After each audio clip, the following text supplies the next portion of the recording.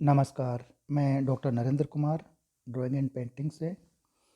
अभी तक जैसे हम चर्चा कर रहे थे बीए पार्ट फर्स्ट के चित्रकला विषय के टॉपिक चल रहा था हमारा कि सृजनात्मक प्रक्रिया, एक कला की जो सृजन कार्य होता है, पेंटिंग बनती है, उसका किस किन किन प्रोसेस से एक आर्टिस्ट को या कला के विद्यार्थियों को गुजरना पड़ता है, तब जाके उसकी कला का निर्माण होता है। उसकी एक कला का या उसके जो एक्सप्रेशंस है, उनके भाव है, अभिव्यक्ति है, वो बन पाती है।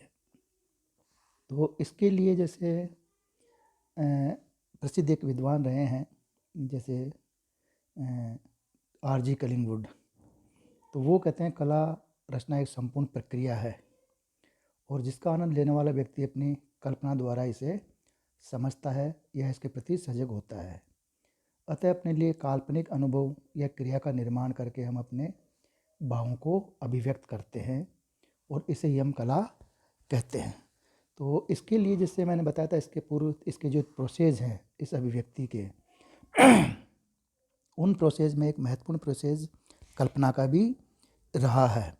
लेकिन उससे पूर्व जैसे सबसे पहला था ऑब्जर्वेशन, कि एक कला का विद्यार्थी या कलाकार जो भी है किसी को ऑब्जर्व करता है। तो सबसे पहले ऑब्जर्वेशन के सामने आती है उसकी नेचर, प्रकृति का किस तरह से वो ऑब्जर्वेशन करता है। उसी के बाद में जैसे मान लो ऑब्जर्वेशन के बाद में है प्रत्यक्षीकरण, परसेप्शन, और तीसरा टॉपिक है उसका कल्पना यानी इमेजिनेशंस। और इन तीनों प्रोसेस से निकलने के बाद में आता है उसका अभिव्यक्ति यानी कि एक्सप्रेशंस। वो जो अपने विचार है, अपनी कल्पनाएं, अपने भाव है, अपने जो देखा उसने ऑब्जर्व किया है, उन चीज़ों को जो अपने मन से, अपने भावों से व्यक्त करता है, तो वो अभिव्यक्ति एक तरह से कला का रूप धारण कर लेती है। यानी कि वो कलाकृति का रूप धारण कर लेती है, जो उसकी अभिव्यक्ति होती है, ये कलाकार की या कला के स्टूडेंट की और उसके अभिव्यक्ति के साथ ही उसके जो एक्सप्रेशंस हैं वही एक तरह से कला का रूप धारण कर लेता है। अब जैसे कहते हैं कि जो प्रत्येक प्राणी में अपनी भावनाओं को व्यक्त करने की शक्ति होती है और बच्चा जब जन्म से रोना, हाथ पर हिलाना आदि के द्वारा अपने भावों को दूसरों तक अपने अभिव्यक्त करता है। और इसी प्रकार हम भी अपने जैसे भूख है, प्यास है, क्रोध है, दुख है, सुख है आदि भावनाओं को दूसरों पर अभिव्यक्त करते हैं। और इन अभिव्यक्तियों के लिए किसी भी प्राणी पर कोई बाहरी दबाव नहीं होता, बल्कि ये उनकी आंतरिक एवं सहज अभिव्यक्ति मानी जा सकती है। इस प्रकार ये अभिव्यक्तियाँ स्वच्छंद व मुक्त कही जा सकती है। और जब ये ही मुक्त अभिव्यक्तियाँ किसी सृजन को प्रेरित होती है तो वह सृजनात्मक अभिव्यक्ति कहलाती है। यानी कि यहाँ पे ये ध्यान देने की बात है कि व्यक्ति के अंदर जो भी कोई बिना बाहरी दबाव के बल्कि उसकी जो आंतरिक और सहज अभिव्यक्ति जो होती है, और अभिव्यक्तियाँ स्वच्छंद व मुक्त कही जा सकती है। और जब ये मुक्त अभिव्यक्तियाँ यानी जो स्वच्छंद और मुक्त फीलिंग्स हैं, भाव है, एक्सप्रेशंस हैं, तो ये मुक्त अभिव्यक्तियाँ किसी सृजन को प्रेरित होती है तो वह सृजनात्मक अभिव्यक्ति कहलाती है। और यह सृजनात्मक अभिव्यक्ति कलाकार के अंतर्मन, परिपक्व विचारधारा व उसके सृजनात्मकता की परिचायक होती है। इसीलिए कहा गया है कि जैसे कहा गया कि कला मानव की सहज अभिव्यक्ति है। और यह अभिव्यक्ति सूचना यानी कि जो सूचना होती है ना, अपने को किसी को इन्फॉर्म करते हैं, सूचना देने से वो भिन्न है। उसका कार्य समझना नहीं वरन समझाना नहीं है। उसका मतलब कार्य, कला का कार्य समझाना नहीं वरन खुद को समझना है। ये प्रत्येक स्तर पर प्रत्येक समन्वय के साथ ही उसकी अभिव्यक्ति भी हो जाया करती है। परंतु जैसे ऊंचा ज्ञान होता है, ऊंचे स्तर पर अभिव्यक्ति का रूप बदल जाता है।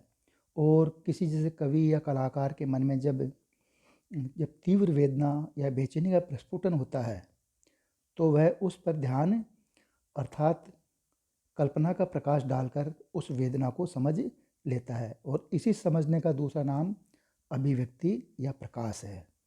और इसी अभिव्यक्ति का नाम कला है। यानी कि वो जो अभिव्यक्ति है, जो एक्सप्रेशंस हैं, जो भाव है, वो जब प्रकट होते हैं तो वह कला का रूप धारण करती है, यानी कि जिसको इसी अभिव्यक्ति का नाम कला कहा गया है। और जब कलाकार किसी माध्यम यानी कि चित्र है, संगीत है, मूर्ति है आदि के द्वारा अपने को अभिव्यक्त करता है तो वह अभिव्यक्ति कलाकृति का रूप धारण कर लेती है, जिसे पहले भी हमने इस पर बताया उससे पूर्व भी। और इसे विचारक लोग भाषा भी कहते हैं, अर्थात मनुष्य अपनी कल्पनाओं, संवेगों की अभिव्यक्ति को किसी माध्यम द्वारा प्रकट कर देते हैं तो वही भाषा है। किंतु कवि और कलाकार केवल आत्मा अभिव्यक्ति यानी कि कवि है, कलाकार है, वो अपनी आत्मा की जो अभिव्यक्ति है वही करता है। इस प्रकार इस आत्म अभिव्यक्ति के लिए वह कल्पना का भी सहारा लेता है। अतः हम एक ऐसी कल्पना भी एक तरह से भाषा है जिसके द्वारा कलाकार अपने भावों व विचारों का संप्रेषण करता है। चित्रकला, मूर्तिकला एवं नाटक में रूप की भाषा, तो काव्य में शब्दगत ध्वनियों की लय, संगीत और लयात्मकता आदि से मन स्थितियों का उद्बोधन किया जाता है। यहाँ जैसे शिल्प की भांति अनुकरण या जब व्यवहारिक जीवन की जो उपयोगिता का संचालन नहीं है, मतलब यहाँ पे किसी तरह भांति अनुकरण, यहाँ पे किस तरह से किसी का नकल या अनुकरण या व्यवहारिक जीवन की उपयोगिता का संचालन नहीं है। अतः यहाँ कलाकृति, यहाँ जो कलाकृति है वो शिल्प से भिन्न है, क्योंकि वो एक तरह से उसके एक्सप्रेशन, उसके भाव है, विचार है, उसके एक्सप्रेशंस हैं, तो वो शिल्प से भिन्न है। अतः कहा जा सकता है कि कलाकृति आत्मा अभिव्यक्ति का ही दूसरा नाम है। ये एक ध्यान देना की बात है कि जैसे कलाकृति एक तरह से आत्म जो अभिव्यक्ति है, हमारी आत्मा की जो अभिव्यक्ति है, उसका दूसरा नाम है कलाकृति। और आत्मा अभिव्यक्ति द्वारा या आत्मा अभिव्यक्ति अथवा हृदय की बेचैनी की अभिव्यक्ति एक स्वस्थ व मानसिक बेचैनी की पूर्ति है। और इस प्रकार की आत्मा अभिव्यक्ति द्वारा कलाकार अपनी मानसिक वेदना से मुक्ति पाता है। अतः कलाकृति मानव मस्तिष्क की वह सृजन प्रक्रिया है जहाँ वह अपने अनुभवों को निश्चित कला तत्वों एवं सौंदर्य सिद्धांतों के आधार पर अभिव्यक्त करता है। अब यहाँ पर जैसे सृजनात्मक अभिव्यक्ति के बारे में जैसे मैंने पहले बताया था, तो कि यह सृजनात्मक अभिव्यक्ति पिछली तीनों अवस्थाओं जो बताया था ना, जैसे निरीक्षण, ऑब्जर्वेशन, प्रत्यक्षीकरण और इमेजिनेशन यानी कल्पना, इन तीनों अवस्थाओं में से जब सफलतापूर्वक होकर गुजरने पर ही संभव है, यानी कि जो एक सफल अभिव्यक्ति है, सफल एक्सप्रेशन है, सफल कलाकृति है, तो वो जो तीनों अवस्थाओं में से सफलतापूर्वक होकर गुजरने पर ही वो एक संभव हो पाती है, जो निश्चित रूप से नवीन कला व सौंदर्य सृष्टि पर खरी उतरती है, और तभी वह मानव जीवन के लिए भी कल्याणकारी होती है तथा साथ ही कलाकार की आंतरिक कलात्मकता का परिचय भी वो देती है, मतलब यानी कि जो अभिव्यक्ति है सृजनात्मक। तो अतः ये कह सकते हैं कि ये कहा जा सकता है कि सृजनात्मक प्रक्रिया कलाकार के संपूर्ण मानसिक वैशिष्ट्य की अभूतपूर्व व्यंजना होती है और इसके मूल में परमानंद तथा मानव मूल्यों के निर्माण व समाज के कल्याण की भावना विद्यमान होती है। और इसके साथ ही जैसे विश्व के अनेक विचारकों यानी कि विश्व के अनेक विद्वानों, विचारकों ने भी मानवीय सृष्टि के साथ साथ कला को भी ईश्वरीय प्रेरणा की सृष्टि या सृजन कहा है, और इसी दृष्टि से कलाकार को वो सृष्टा मानते हैं, यानी कि कलाकार एक तरह से सृष्टा है जो रचना करता है नई चीज़ों का सृजन, और कला उसका सृजन है। तो अपने सृजन के लिए उसे एक खास तरह की प्रक्रिया से गुजरना पड़ता है, जिसके बारे में हम चर्चा कर चुके हैं, जिसमें जैसे ज्ञान है, कल्पना है, अनुभूति है, निरीक्षण है आदि तत्वों का समावेश रहता है। और सृजनात्मक प्रक्रिया से गुजरने के बाद ही किसी कलाकृति का निर्माण होता है। कला के संदर्भ में जैसे सृजनात्मकता को विस्तृत अर्थ प्रदान करते हुए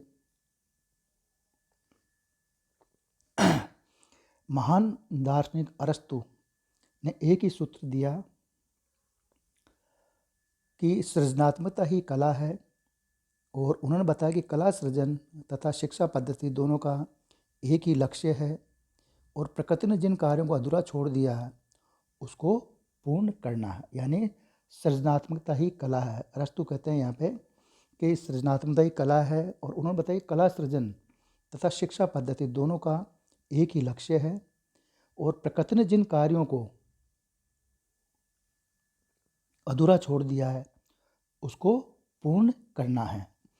और ऐसे ही जैसे सेप्ट्सबरी ने कलात्मक सृजन के लिए सदैव नवीन दृष्टि को अपनाने के लिए कहा, क्योंकि वस्तुतः सुंदर और असुंदर निर्णय भी अंततः हमारी दृष्टि तथा श्रवणेंद्रियाँ ही करती है। धन्यवाद। अब इससे आगे हम चर्चा करेंगे दूसरे वाले टॉपिक में। धन्यवाद।